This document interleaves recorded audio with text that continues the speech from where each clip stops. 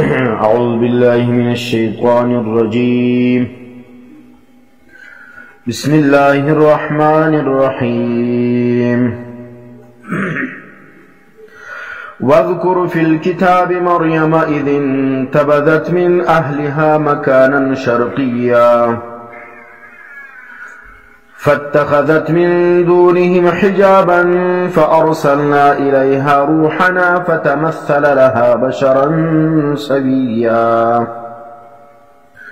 قالت إني أعوذ بالرحمن منك إن كنت تقيا قال إنما أنا رسول ربك لأهب لك غلاما زكيا قالت أنى يكون لي غلام ولم يمسسني بشر ولم أك بغيا. صدق الله. سورة مریم شروع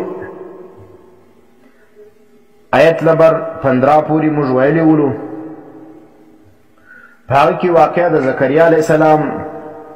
او عبدیت او عجز او زاری دا زکریا علیہ السلام اللہ ذکر کرے والا او خلقو تی دا خبر ورسو شولی و چی زکریا علیہ السلام نبی ولو ولیکن ما تا محتاج ولو زما بنده ولو دا بسخه حاجتونه مغواری اغا متصرف نولو. اوز دویم شبه دا مشرکینو او دا نصاراو فباره دا مریم علیہ السلام کی غداولی چی مریم علیہ السلام تا اللہ دیر کرامات ورکڑو او دا مشهور خبره ده د مشرکانو چې څه وخت د چا څخه خر کې عادت یو شی وویني که نبی یا ولی معجزه یا کرامت وي دی بیا د هغه سړي عزت دومره زیات کی چې هغه مرتبه د الوهیت ته رسي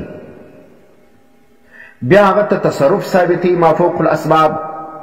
د هغه څه استمداد ما فوق الاسباب غواړي هغه عالم الغیب بولی هغه چې کوم دی هغه په باره کې د الوهیت عقیده بیا ساتي او هغه الوهیت عقیده هغه د شرک وي او دوی په دا پوهېږي نه نو ځکه قرآن کریم ځای پر ځای باندې د اولیاو د انبیاو عبدیت ذکر کوي د هغو عجز ذکر کوي د هغو طریقه کار ذکر کوي چې هغو به په مشکلاتو کې چا ته اواز کوي پناه مې د چا څه غوښتله په پټو نو خبر پر هغو باندې دا تکلیفونه راغلي وو نو ځکه دوی چې دی خپله عاجز دي د دې څخه حاجتونه مه غواړي برخلاف د مشرکینو او د شیعګانو د بریلویانو د صیفیانو هغه څه کوي هغه د اولیاو د انبیاو د کرامات څخه دغه دلیل نیسي چې دا د دوی په اختیار کې ولو نو ځکه اوس چې پر یو عام سړي باندې یو تکلیف راسي هغو ته دا ترغیب دی ورکوي چې تاسو هم په وخت مشکل کې هغه نبي ته یا ولی ته آواز کوه ستا مدد به کېږي دا توسلا دي دا فلانی دی دا چیشته ده. اوس تاسو وګورئ کیسه د واقعه د حضرت مریم ذکر کوي قرآن کریم په هغې کې د دې عجز اور عبدیت الله ذکر کوي. واذکر فی الکتاب مریم او بیان کا پتور د نصیحت د خلکو لرا واقعه د مریم علیہ السلام په کتاب د الله کې اذ انتبذت من اهلها مکانا شرقیا سوچ دا لیری ولاړه د خپل کور څخه مکانا شرقیا یو داسې ځای لره چې هغه مشرقي ولو. وینې حضرت مریم ولاړه د خپل کورنۍ څخه مکانا شرقیا څه معنی مشرقي ځای له ولاړه چې کوم خواته لمر راخیږي هغه خواته ولاړه د څه دپاره د غسل دپاره ځکه غسل کې چې کوم دی هغه خو پرده لازمه ده سړی چې غسل کوي نو پکار دی چې داسې ځای غسل وکړي چې هغه پټ وي او بیا د غسل په آدابو کې دا هم لیکلي دي چې سړی غسل کوي پکار دی چې لنګ ووهي نور بدن کشکاره وي پروا نه لیکن فرض چې کوم دی دا به انسان پټوي لنګ به ووهي په کټ ځای کې به هم لنګ ووهي. نو اوس دا ولاړه د غسل لپاره مشرقي ځای لره. فاتخذت من دونهم حجابا دی ونیول د دې کور والاو څخه حجابا پرده، کور والا طرف څخه پرده جوړه کړه. اوس نو فارسلنا الیها روحنا فتمثل لها بشرا سویا، راواستوی موږ دې لره، الله یې ما راواستوي حضرت مریم لره روحنا زموږ روح څه شي مرادي؟ روح څه بعضې مفسرین وایي چې جبرئیل علیه السلام مرادي، او دا قول صحیح قول دی. جبرئیل علیه السلام رالی، هغه دې لره د یو انسان په شکل کې سلو، او بیا په دا ګریبان کې ور پوکل، نو الله پاک دې ته شنې په نس ورکړي دا حامله سوله. خو بعض وایي روح څه مراد حضرت عیسی علیه السلام دی، لیکن دا خبره صحیح نه ده.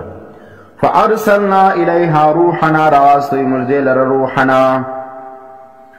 فرشته زموږ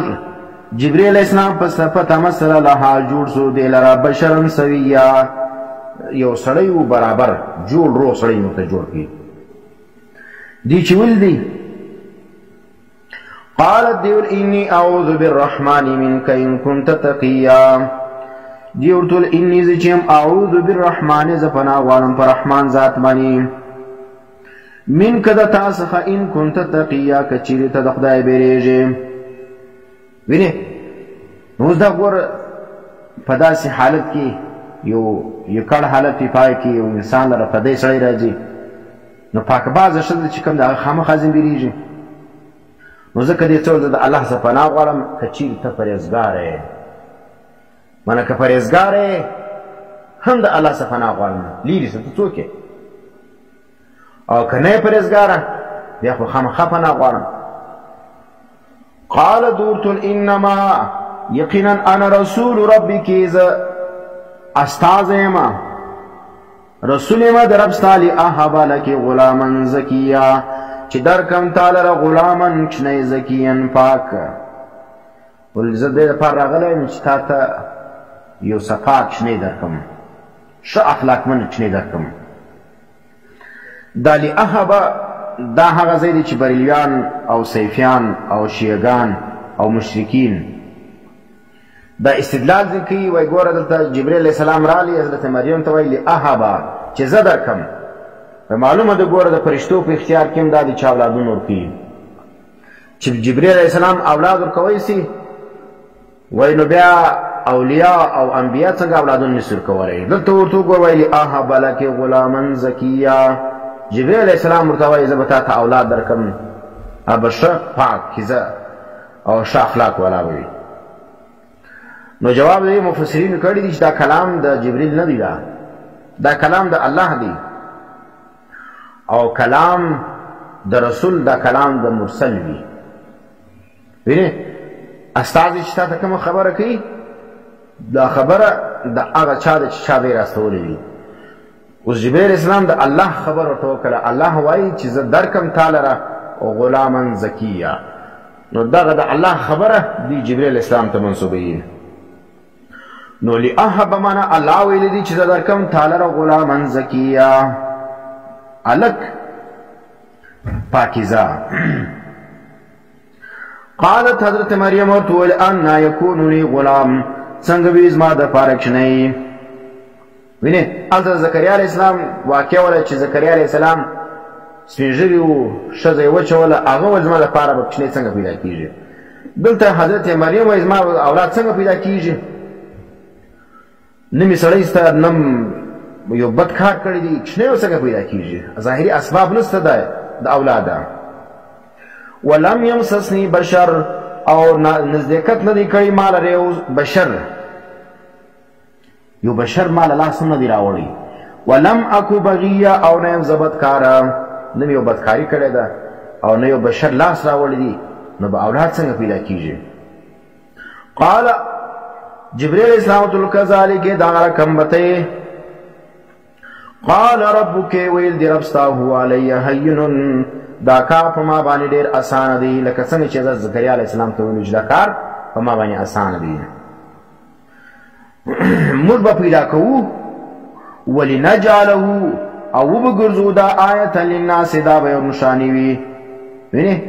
د الله د قدرت یو غټه نښاني به وي د خلکو دپاره ورحمة منا او دا به ډېر لوی رحمت وي زموږ د جانبه وینې عیسی علیه السلام پیدایش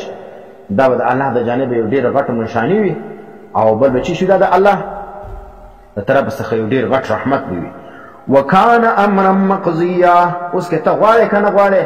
دا کار به کېږي دا چنې به پیدا کېږي او دا کار دی فیصله سوی فحملته فانتبذت به مکانا قصیا دی حمل پورته کی مانا حمله سوله فانتبذت بیا ولاړه مکانا قصیا یو لیرې ځای لره د خلکو څخه لیرې ځای له لاړه د حمل یې ویوړي لیرې ځای لاړه فاجاءها المخاض الى جذع النخله اوس ټیم یې پرسلو د کښې د پیدایش ټیم رالی فاجاءها المخاض رالی دی لره هغه در د کښني د پیدایش رالی نو دا یې راوستله د درد د کښني راوستله چا یې راوستله الى جذع النخله د خورما شاخ یې راوستله ولې کښنی چې پیدا کېږي ښځه ډېره په تکلیف باندې وي نو دومره قدر وله چې دا ګوره دغه درد د زه دا راوستله چاله د خورما شاخ چې پر هغه باندې لاس ونیسي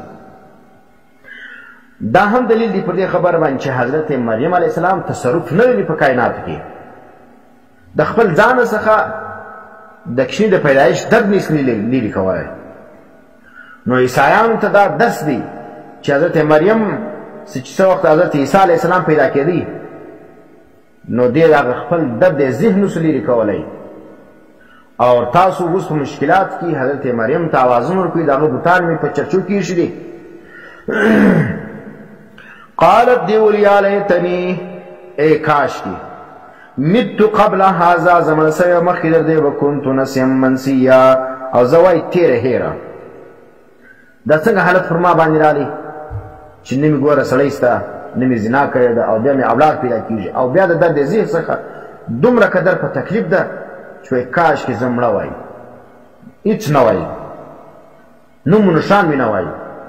فناداها آواز یې وکړي من تحتها لاندې طرفه څخه الله تحزني غمجنه کېږم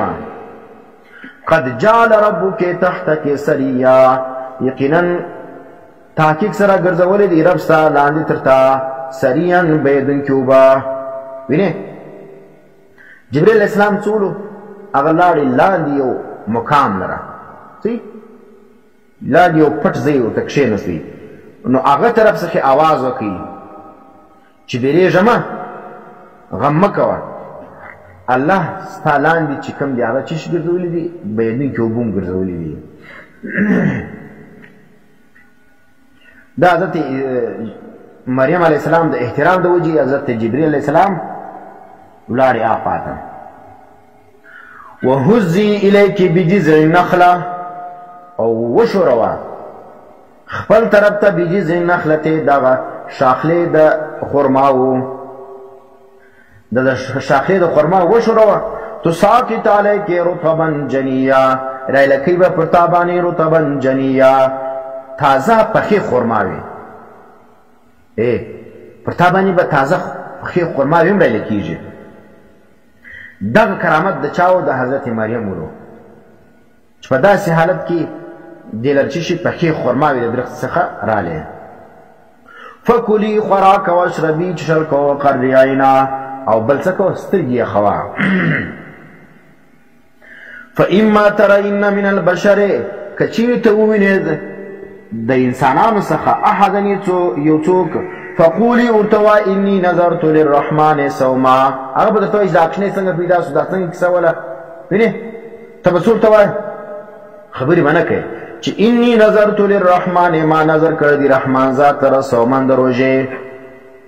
فلن اکلم اليوم انسیا نن ورځ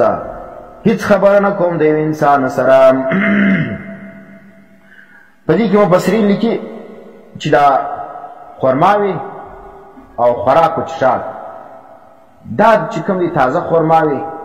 او اوبه څښل دا په حالت د چا کې چې د ښځې کښنۍ پیدا سي دا ډېرې فایدهمند دي د ښځې لپاره ډېر طاقتمند خوراک د کښنۍ د پیدایش بعد اوبه دي او بل چیز دي چې اوبه دي ډېر څښي او بل څه کوي خرماوي دي تازه خوري د ښځې لپاره ډېر غوره ځکه حضرت مریم علیه السلام ته الله په داسې حال کې کښنۍ پیدا سو تازه خرما اوبه یې څښلې اوس نو دې راله د کښنۍ راخسي فاتت به قومها راله دغه حضرت مریم دا کښنۍ راخسي خپل قوم لره تحمله منا په غوزي کې راخسي چې ویل دل دا قوم قالو دوی ورته یا مریم لقد جئت شیئا فریا ای مریم تا خو راته کړی دي شیئا فریا په یو ناشنا شي باندې فریو څه ته وایي ناشنا ته وایي ناولده شی دا کښنۍ څنګه پیدا شو نه دي سړی ستا نه دغه څه دا څنګه کښنۍ پیدا شو یا اخت هارون ای خور د هارون ای د هارون خوري د هارون څوک مراد دی بعضې دا هارون چې کوم دی هغه هارون علیه السلام مراد دی لیکن دا خبره صحیح نه ده هارون علیه السلام ډېر وختي تېر شوی او دلته هارون څه څوک مراد دی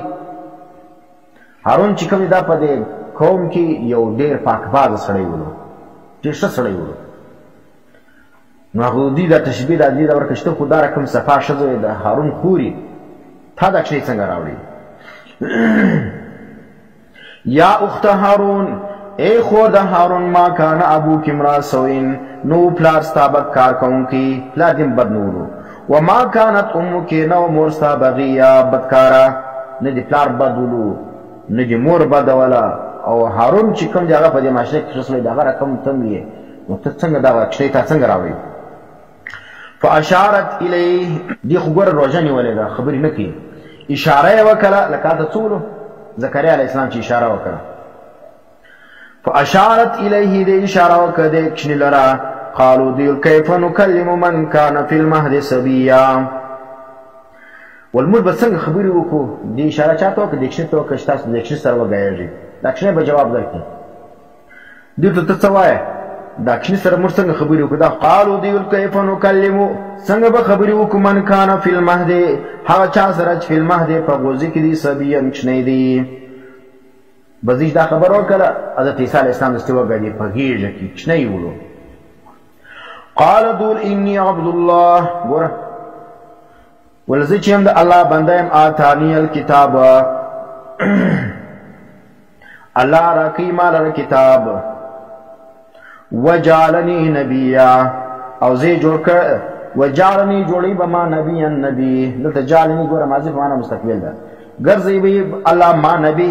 زه د الله بنده یم ګوره عیسی علیه السلام خدای نه دی د هغه حاجتونه مه غواړئ ځکه عیسی علیه السلام چې د موره پیدا سولو په هغه وخت کې د اواز کړی چې انی عبد الله زه د الله بنده یم ما ته به الله کتاب راکوي ما به ګرځي نبي وجعلني مبارکا او زه ګرځولی مبارک وینې من الله په ما کې برکتونه اچولي دي عیسی علیه السلام خپله د برکت اختیار نه لري چې په ځان کې برکت واچوي الله برکتونه کې اچولي دي